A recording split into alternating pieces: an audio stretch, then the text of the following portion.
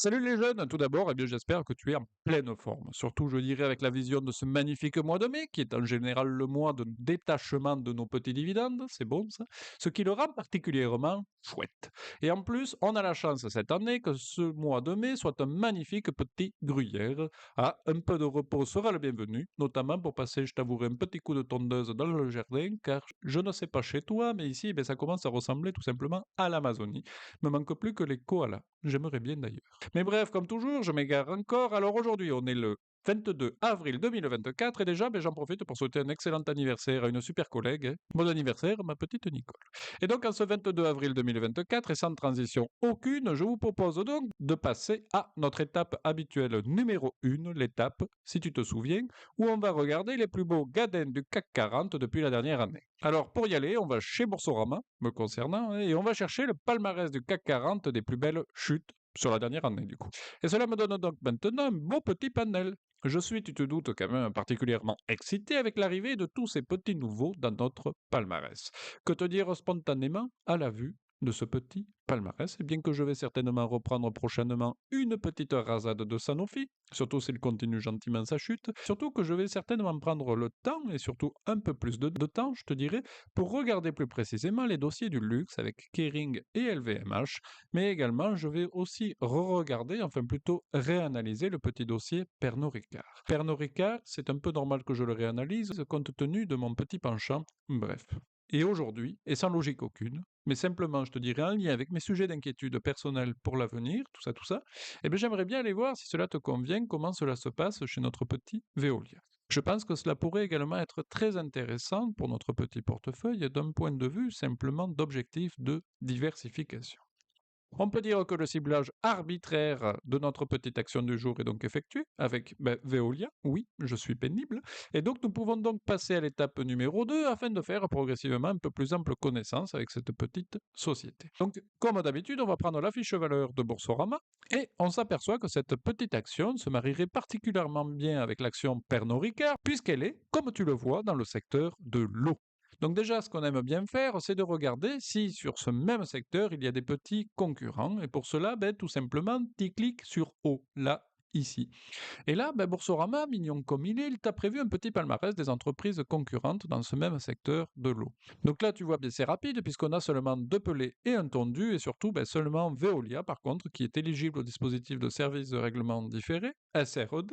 En effet, je ne sais pas si tu te souviens, mais je t'avais conseillé par rapidité simplement de ne prendre dans ce palmarès que les actions estampillées SRED, car si elles sont estampillées SRED, cela veut dire qu'elles répondent, si tu veux, à certaines exigences de capitalisation et de liquidité, et du coup, ça nous évite simplement de nous faire chier à l'analyser. Donc là, le concurrent Veolia, c'est donc Veolia. Ça ne m'enchante guère, mais dans un secteur aussi spécifique que celui-ci, cela semble tout de même un petit peu compréhensible qu'il n'y ait pas beaucoup de concurrents. Bon, c'est bien beau tout ça, mais ça fait quoi de beau du Veolia? Eh bien, Veolia, c'est quand même le numéro un mondial des prestations de services à l'environnement. Le chiffre d'affaires, en gros, est décomposé avec les prestations de services liées à l'eau, 40,6%, avec la gestion des ressources en eau, distribution, acheminement d'eau potable, collecte, etc., etc.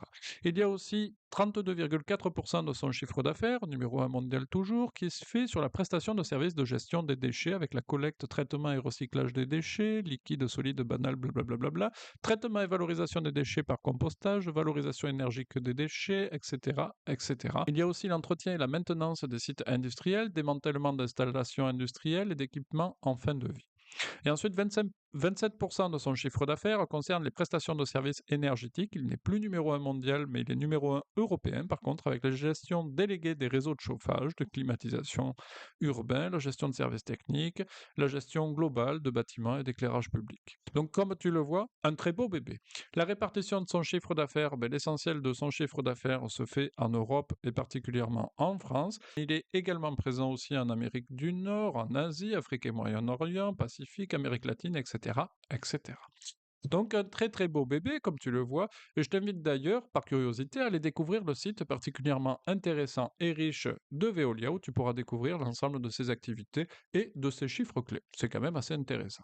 Bref, tu l'as compris, on peut dire que c'est donc un très beau bébé celui-ci, mais on parle, et sans s'en rendre compte, eh bien nous venons, mon ami, de finaliser notre étape numéro 2. Bravo à nous.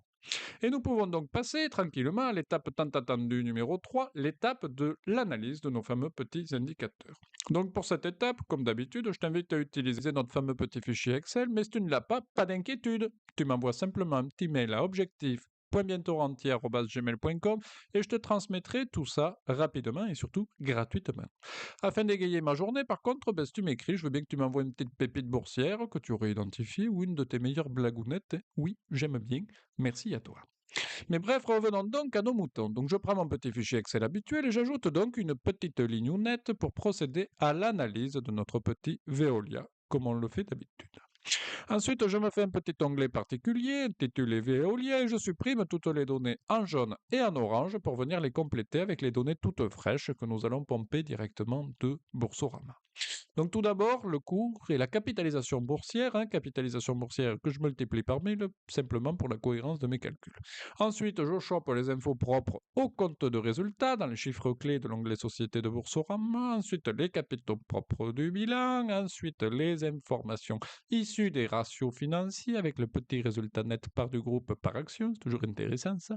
Et dans le même onglet, Boursorama, si tu continues à descendre, tu peux aussi facilement choper le dernier chiffre d'affaires qui par contre n'apporte pas plus d'infos celui-ci puisque on n'a pas le chiffre d'affaires du dernier premier trimestre et donc là c'est les mêmes en gros qu'on a dans le compte de résultat. Tu peux également ajouter le dernier dividende à venir de 1,25 € qui à titre informatif d'ailleurs n'a cessé d'augmenter sur les 5 dernières années, ce qui est plutôt intéressant. Toutefois je te rappelle que ce sont des données de couleur orange donc facultatives tout simplement pour notre petite analyse globale.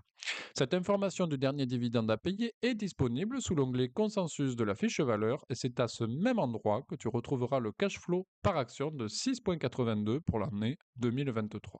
Et voilà, on a été simple et efficace, notre mise à jour globale a bien été effectuée, il ne nous reste donc plus qu'à aller regarder notre petite analyse détaillée directement sur l'onglet Analyse par D. C'est pas con, hein?